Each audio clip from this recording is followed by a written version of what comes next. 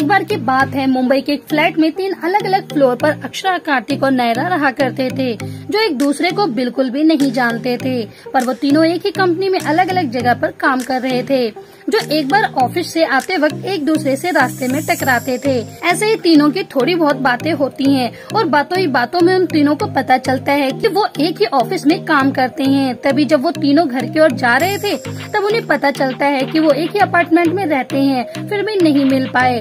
और इस बात को जानने के बाद तीनों एक दूसरे के साथ खूब ठहाके लगाते हैं। बस उसी दिन से तीनों की एक दूसरे से अच्छी खासी जान पहचान हो गई थी और बीते समय के साथ साथ उनकी दोस्ती भी बढ़ती चली गई। तीनों का हर जगह साथ में आना जाना भी होने लगा था, कभी पार्टी में तो कभी क्लब में तो कभी किसी भी फंक्शन में। पर तीनों ही अपने काम में काफी ज्यादा बिजी चल रहे थे, जिसके चलते अक्षरा सोचती हैं कि क्यों ना एक पीसफुल पिकनिक हो जाए, और यह आइडिया जाकर नायरा और कार्तिक को कहती हैं, जिसके बाद वो दोनों भी पिकनिक पर जाने के लिए मान जाते हैं और तीनों ही तैयार होकर अगले दिन ऑफिस से छुट्टी लेकर पिकनिक के लिए चले जाते हैं, जहां उन्हें पता चलता है कि अरे यहाँ पर तो एक अच्छी खासी लेक है, क्यों ना इसमें बोटिंग की जाए। तीनों को ही आइडिया काफी ज्यादा इंटरेस्टिंग लगा और एक्साइटेड भी, जिसके बाद तीनों ही अलग अलग नाव में बैठकर उस लेक में नाव तैराने लगे थे। मगर कुछ समय बोटिंग करने के बाद जब वो वापस किनारे की तरफ आ रहे थे, तभी तीनों की जान खतरे में पड़ जाती है,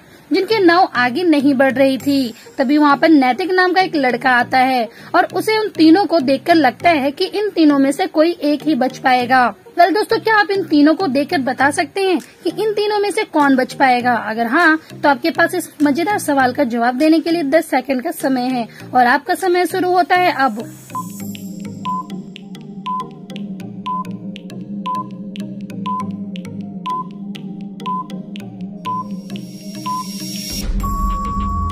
तो दोस्तों, जब नैतिक तीनों को गौर से देखता है, तब उसे पता चल जाता है कि इन तीनों में से नंबर 2 वाला व्यक्ति यानी कि कार्तिक बच पाएगा, क्योंकि ना ही तो उनकी नाव में छेद है और ना ही उसका नाव चलाने वाला चंपू नंबर 3 वाले व्यक्ति से चापू की तरह खराब है।